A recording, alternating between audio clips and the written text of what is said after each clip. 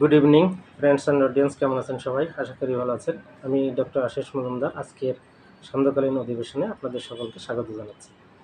আজকে আমরা যে লেসনটি আপনাদের মধ্যে শেয়ার করতে যাচ্ছি সেটি হচ্ছে ইংলিশ ল্যাঙ্গুয়েজ বা ইংলিশ গ্রামারের একটি গুরুত্বপূর্ণ লেসন। সেটা হচ্ছে ভার্ব অ্যান্ড ইটস ক্লাসিফিকেশন। আমরা গত ক্লাসে ভার্ব নিয়ে একটু কথা বলেছিলাম। পার্ট অফ স্পিচ ফ্যামিলির সব থেকে গুরুত্বপূর্ণ যে মেম্বার সেটি হচ্ছে ভার্ব। এই ভার্বের ফ্যামিলি এত বড়, সেটা দিয়ে আমরা গতকাল ক্লাস শুরু করেছিলাম। ভার্বকে প্রধানত দুটি ভাগে ভাগ করা হয়েছিল আমরা জানি, সেটা হচ্ছে কি ফাইনিট, নন ফাইনিট। ফাইনিটকে আবার দুই ভাগে ভাগ করা হয়েছে, সেটি কি প্রিন্সিপাল এবং অক্সিলারি। এবার প্রিন্সিপাল ভার্বকে আবার দুই ভাগ করা হয়েছে, সেটা কি ট্রানজিটিভ এবং ইনট্রানজিটিভ। আজকে এখানে এসে এই দুটো ভার্ব নিয়ে আমরা একটু আলোচনা করব। কি বললাম? ট্রানজিটিভ এবং intransitive. What is transitive? Transitive verb বলতে বোঝায় the verb which takes an object to complete its sense. অর্থাৎ যে ভার্ব একটা অবজেক্টকে গ্রহণ করে ওই ভার্বের মানে ওই সেন্টেন্সের বা বাক্যের অর্থ কমপ্লিট বা সম্পূর্ণ করে, এটা হচ্ছে কি ট্রানজিটিভ। আর ইনট্রানজিটিভ কি? যে ভার্বের কোনো অবজেক্ট থাকে না এবং এটা কোনো কি বলে বাক্যের অর্থ পূর্ণ হয় না, সম্পূর্ণ হয় না।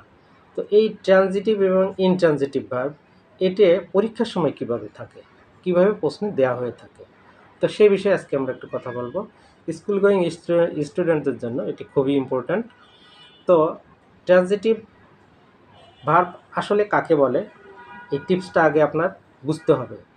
ট্রানজিটিভ ভার্ব আর ইনট্রানজিটিভ ভার্ব এই দুটোর মধ্যে পার্থক্য যদি সহজে বুঝতে পারা যায়, এই টিপস আমি একটা টিপস দিব, সেই টিপসটি ভালো করে শুনে। কোনো একটা সেন্টেন্সের মধ্যে যে ভার্বটি দেওয়া থাকবে, সেই ভার্বটিকে যদি কী বা কাকে দিয়ে প্রশ্ন করা হয়, কি বললাম, যদি ওই ভার্বটিকে কী বা কাকে দিয়ে প্রশ্ন করা হয় এবং তার উত্তরটি যদি ভার্বের ঠিক ডান পাশে থাকে, ডান দিকে যদি থাকে, তাহলে ট্রানজিটিভ। আর যদি ডান দিকে কোনো অ্যান্সার না থেকে যদি বাম দিকে থাকে ভার্বের, তাহলে সেটা হবে ইনট্রানজিটিভ। এবার আমরা এক্সাম্পলে আসি। আচ্ছা, যদি বলে আমরা প্রথমে ট্রানজিটিভের এক্সাম্পল দিই। He speaks English, say English বলে বা ইংলিশে কথা বলে। হি স্পিক্স ইংলিশ, স্পিক মানে বলে। তাহলে যদি এটাকে কি দিয়ে প্রশ্ন করি, সে বলে, কি বলে? ইংলিশ বলে। তাহলে স্পিকের ঠিক ডান পাশে আমরা অ্যান্সারটা পেয়েছি, এটা কি ট্রানজিটিভ। আবার যদি বলে মিনা কুকস বিরিয়ানি, কি বললাম? মিনা কুকস বিরিয়ানি, মিনা বিরিয়ানি রান্না করে, কুকসের নিচে দাগ আন্ডারলাইন। তাহলে কুক মানে রান্না করে, কি রান্না করে? বিরিয়ানি রান্না করে। তাহলে এটাও আমরা অ্যান্সার পেয়েছি। তাহলে এটা কি হলো? Transitive verb. আচ্ছা, যদি এরকম হয় হি কাট হিজ ফিঙ্গার, হি কাট হিজ ফিঙ্গার। কাট মানে কি? এখানে কাটস না, কিন্তু শুধু কাট। কাট মানে এখানে পাস্ট ফর্মে বোঝাচ্ছে, কারণ কাটের তিনটে ফর্ম্যাটেই এক। কাট প্রেজেন্ট টেন্স, পাস্ট টেন্সেও কাট, পাস্ট পার্টিসিপেলেও কাট। অর্থাৎ হি কাট যখন হবে তখন বুঝতে হবে এটা পাস্ট টেন্সে হয়েছে। হি কাট হিজ ফিঙ্গার, সে তার আঙ্গুল কেটেছিল। যাই হোক, কেটেছিল নিচে আন্ডারলাইন দেওয়া। এবার যদি বলে কেটেছিল, কি কেটেছিল? আঙ্গুল কেটেছিল। তার মানে কি ডান পাশে, ভার্বের ডান পাশে অ্যান্সার আছে। মানে এটা কি? Transitive verb. তাহলে কি বললাম? ভার্বকে যদি কি বা কাকে দিয়ে প্রশ্ন করা হয়, যদি ডান পাশে, ভার্বের ডান পাশে বা বাক্যের শেষ দিকে, মাথার দিকে যদি অ্যান্সারটা থাকে, আমরা সহজে বলবো ভার্বের ঠিক ডান পাশে থাকলে ট্রানজিটিভ। তাহলে তিনটে এক্সাম্পল আমরা দেখলাম। আচ্ছা, এবার আমরা ইনট্রানজিটিভে আসি। ইনট্রানজিটিভ ভার্ব কি?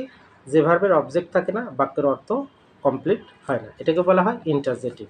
এবার যদি বলে দ্য সান, কি বললাম? The sun rises in the east, the sun rises in the east. রাইজেজের নিচে দাগ দেওয়া। রাইজেজ মানে কি? ওঠে। যদি বলে কি ওঠে? সূর্য ওঠে। তাহলে এটা কি বাক্যের ডান দিকে আছে না বাম দিকে আছে? রাইজের বাম দিকে না ডান দিকে? অবশ্যই বাম দিকে আছে।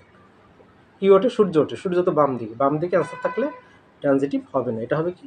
ইনট্রানজিটিভ। তাহলে এটা কি? ইনট্রানজিটিভ। আচ্ছা, যদি বলে আরেকটা বাক্য, the tiger died, the tiger died yesterday, বা the tiger died last night, যে কোনো একটা হোক। আচ্ছা, ডাইড মানে মারা গেল। কি মারা গেল? বাঘটি। তাহলে উত্তর কোন পাশে ভার্বের? বাম দিকে। তাহলে এটা কি? ইন্ট্রানজিটিভ। আচ্ছা, তাহলে এটাও ইন্ট্রানজিটিভ। আর একটা এক্সাম্পল দিই। আচ্ছা, আই ওয়াক এভরি মর্নিং, ওটি লিখে রেখেছি। আই ওয়াক এভরি মর্নিং, আমি প্রত্যেক দিন সকালে হাঁটি। এটা আপনারা আমার ওয়াক মানে মর্নিং ওয়াকের ভিডিওতে আপনারা দেখেছেন, আপনারা জানেন। I walk every morning. আচ্ছা, ওয়াকের নিচে দাগ দেওয়া। ওয়াক মানে কি? হাঁটি। কি হাঁটি? কাকে হাঁটি? আছে ডান পাশে অ্যান্সার? না। তাহলে এখানে অ্যান্সারটা যেহেতু ডান পাশে নেই, তাহলে এটাও ইন্ট্রানজিটিভ। তাহলে ট্রানজিটিভ এবং ইন্ট্রানজিটিভের যে ডিডি অর্থাৎ ডিফারেন্সিয়াল ডায়াগনোসিস বা পার্থক্য এখন আপনারা বুঝে গেছেন। পরীক্ষার সময় যদি কোনো বাক্যে এরকম আন্ডারলাইন করে দেওয়া থাকে ভাগ, অবশ্যই আপনারা পারবেন, এটুকু আমার বিশ্বাস। তো লেসনটি কেমন লাগলো আপনারা অবশ্যই কমেন্ট করে জানাবেন। ভালো হোক মন্দ হোক আপনারা পরামর্শ দিবেন, পাশে থাকবেন। সবাই ভালো থাকবেন। শুভ সন্ধ্যা। নমস্কার।